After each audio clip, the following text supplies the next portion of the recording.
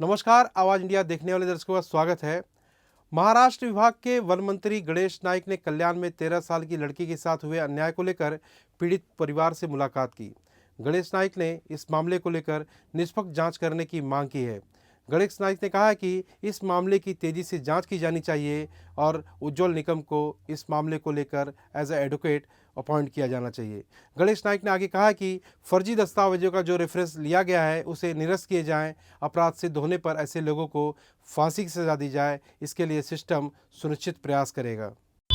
पहिली गोष्ट म्हणजे त्यांच्या मनात अजून भीती आहे। त्यांचं म्हणणे की जे गुन्हेगार आहेत त्यांच्या सगळ्या लोकांची दहशत आहे।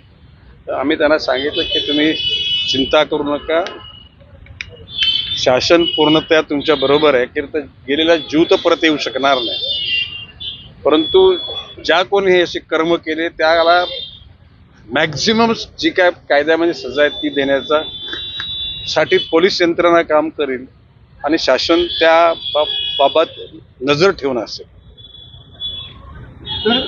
गेलेला जीव तर परत येणार नाही। शेवटी आपण म्हणजे खोट्या आशा दाखवण्यात अर्थ नाही, परंतु या अशा कृत्य करणाऱ्या लोकांना निश्चितपणे समाजाला मेसेज पोचेल अशा प्रकारचा धडा शिकवला तर भविष्य काळामध्ये अशा घटना घडणार नाहीत। आणि त्याकरता आता पोलीस स्टेशन जाणार आहे। एकूणच आजवर पोलिसांनी काय एकूण तपास केला आहे तो तपास योग्यच आहे असं मी समजतो, परंतु त्याच्यामध्ये काय त्रुटी राहता कामा नाहीत आणि हा खटला सुद्धा फास्ट ट्रॅक कोर्टामधून चालावा।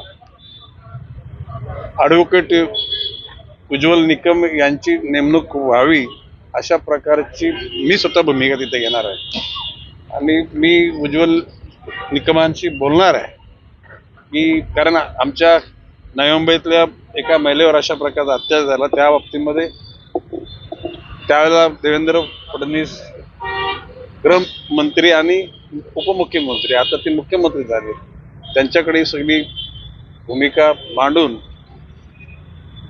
ह्या विक्टीम झालेल्या कुटुंबाला सर्वार्थांना कशी मदत मिळेल यासाठी आम्ही प्रयत्न करू। नाही बघा, तो विषय इथला नाही, तुम्ही अन्य घटकांना विचारा आणि I am not concern with it आणि मला त्याच्यात काही इंटरेस्ट नाही।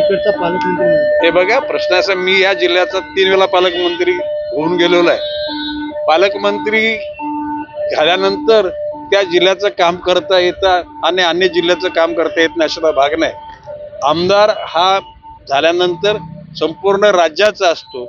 पालकमंत्री कुठल्याही जिल्ह्याचा झाला तरी सुद्धा ज्या ज्या ठिकाणी जनतेची कामं असतील ती कामं कुठल्याही स्थितीमध्ये करता येतात आणि त्याकरता ह्या जिल्ह्याचा पालकमंत्री त्याच जिल्ह्याचा पालकमंत्री असायला पाहिजे असं काही शास्त्र नाही आहे। चला, आणि अनेक वेळेला तक्रारी केल्यात, आताही देखील या परिसरामध्ये दहशतीचा माहोल आहे।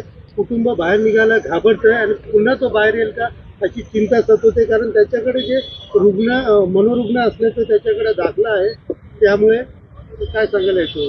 नाही, बाब अशी आहे की अशा प्रकारची दहशत राहू नये याकरताच इथं मी आलेलो आहे। त्याने मनोरुग्ण म्हणून जो दाखला घेतलाय तो वस्तुस्थितीला धरून नाही, तो चुकीच्या पद्धतीने घेतला अशा प्रकारची माहिती माझ्याकडे मिळालेली आहे। कारण म्हणजे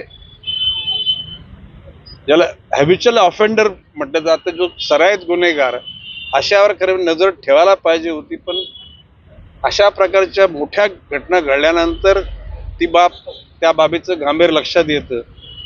भविष्यकाळामध्ये अशी प्रवृत्तीचे लोक बाहेर राहणार नाहीत याकरता पोलीस यंत्रणा आणि शासन त्या ठिकाणी सर्वार्थाने प्रयत्न करेल। आणि हे मनोरुग्णाचे दाखले घेऊन हे वारंवार गुन्हे करतात, त्या डॉक्टरांची काय कारवाई? मी आता पोलीस स्टेशनला जातो त्यावेळेला असे मनोरुग्ण जे ज्यांनी दाखले घेतल्यात ते खरे किती आणि खोटे किती याची तपासणी करावी या बाबतीत माननीय सिनियर इन्स्पेक्टरना मी सांगेन आणि त्याच्यात जे सत्य असेल त्याच्यात 10 लोक असेल, 10 लोक काय बोगस नसतील, 1-2 लोक खरोखर मनोरुग्ण असतील, परंतु अन्य जे बोगस आहेत त्या बोगस दाखल्याची दखल घेऊन त्या घटकांना मनोरुग्ण दाखला रद्द करावा आणि अशा मनोवृत्तीच्या लोकांना कायमस्वरूपी जेलमध्येच राहावं आणि गुन्हा साबित झाल्यानंतर अशा लोकांना फाशीच सजा मिळावी अशासाठी यंत्रणा निश्चितपणे प्रयत्न करेल. पालकमंत्री म्हणून ठाण्याची